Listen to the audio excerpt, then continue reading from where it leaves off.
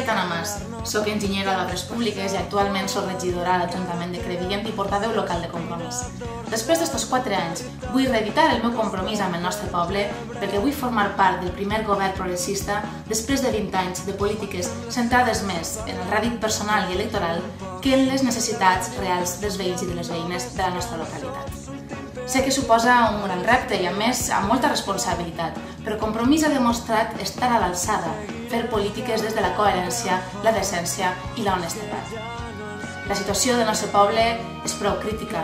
Tenim un poble mort que no sap què vol ser de gran, un poble sense planificació, ni il·lusió, ni prioritats, un poble sense agenda ambiental ni amb polítiques d'igualtat entre homes i dones que siguin clares. En fi, tenim un poble anclat en el passat. Ara és el moment de passar de la indignació al treball, de construir juntes i junts el nostre futur, per fer reviure Crevillent. Ara és el moment i volem comptar amb vosaltres. El canvi està en marxa.